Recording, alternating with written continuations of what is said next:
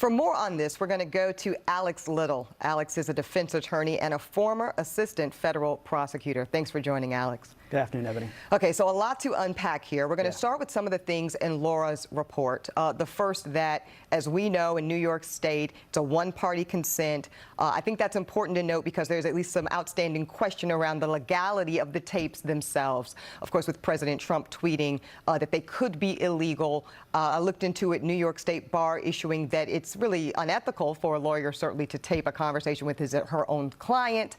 But your take as a former prosecutor and now defense lawyer, are the tapes themselves legal? They appear to be, yes. I mean, you certainly in New York can record a conversation you have with someone else. That appears to be what Michael Cohen did. As for whether or not President Trump was his client at the time they made this recording, if you recall, there was a whole process that the federal judge down there in New York went through to determine what recordings, what documents were privileged, what wasn't privileged. I think we could assume that this recording was one of those things that the parties fought about, and there was a special master and a judge who determined that it wasn't privileged in any way, and that likely means that it wasn't actually recording about legal matters. Sure. I want to turn now, Alex, to a statement by President Trump's current attorney, Rudy Giuliani. We've got a full screen. We're going to pop up here. This is what Giuliani had to say. Nothing in that conversation suggests that he had any knowledge of it in advance. In the big scheme of things, it's powerful exculpatory evidence. Okay, so obviously we don't know yet what's on the recording themselves, but Giuliani is saying it could clear the president of any wrongdoing. Your reaction to that? I mean, I'm sure I'd say the same thing if I were him, but it's sort of an insane idea. I mean, this is the president we know has lied about this already, so it's evidence that he's lied again to the public.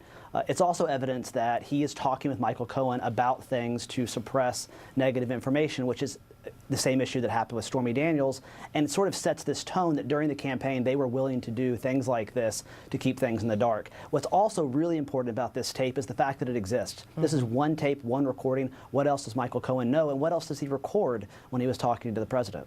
I think that a lot of people are asking that same question, Alex. You know, that this is likely not a one-off. If there's this existence, then there's probably the existence of other, possibly more damning. I mean, you know, even if you kind of look at the statement by Rudy Giuliani, in best case scenario, maybe this is a big nothing burger, so to speak, but what else is out there? I know we can't speculate too far down the road, but as it relates to the investigation, do you think there's anything that Michael Cohen would be able to offer from those tapes that would be damning for the president?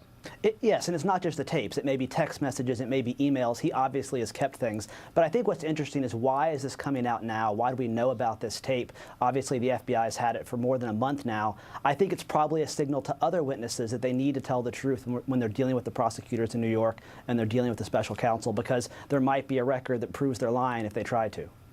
And back to the Kristen Davis, known as the Manhattan Madam, Roger Stone of it all. A lot of, you know, high-profile characters, if you will, in this narrative now. How do you see that impacting the investigation? Because certainly it's sounding like they're trying to talk to her very specifically about her relation to Roger Stone and thus the relationship to President Trump.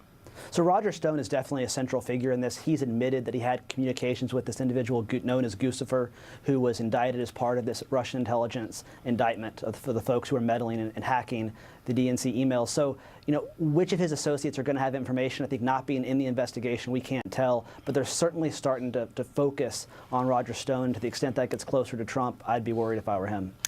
So based on your experience as both a federal prosecutor and also on the other side as a defense attorney, Alex, I want to ask you, if you're looking back and trying to see where Mueller is going with all of this, again, lots of pieces, lots of high-profile people involved here. What is the overall kind of connection of the dots that you think the chief prosecutor in this is trying to make? I think that we're going to get, at the end of this investigation, a very thorough look into what the Trump campaign was doing in those weeks and months leading up to the election and immediately afterwards. You know, whether those are all crimes, it's unclear, but this is a much bigger case than just a single indictment or a series of indictments. It involves the President of the United States. It involves a foreign adversary. And I think ultimately the question is, how is Congress potentially going to deal with that information once we know what actually happened during the campaign? Final question for you, Alex. and again, we don't know how this is all going to end, but let's just say it ends short of collusion with Russia around the president's election. Let's say the evidence doesn't take us that far. Are there other legal concerns that are consequential that still remain for the president? So there's no such crime as collusion. There are all sorts of other crimes about conspiracy. And I think what this investigation has already shown is that President Trump was very, I think, untrue with the American public about the statements he made during the campaign. And I think more problematic, the statements he's made with President Trump, with President Putin of Russia the past week. There certainly is something that does not smell right. And whether or not that's a crime or whether or not it's a subject of impeachment, I think is going to be what we deal with in the next coming months. All right. Thanks so much for joining us, Alex Little, former prosecutor and defense attorney. Mike?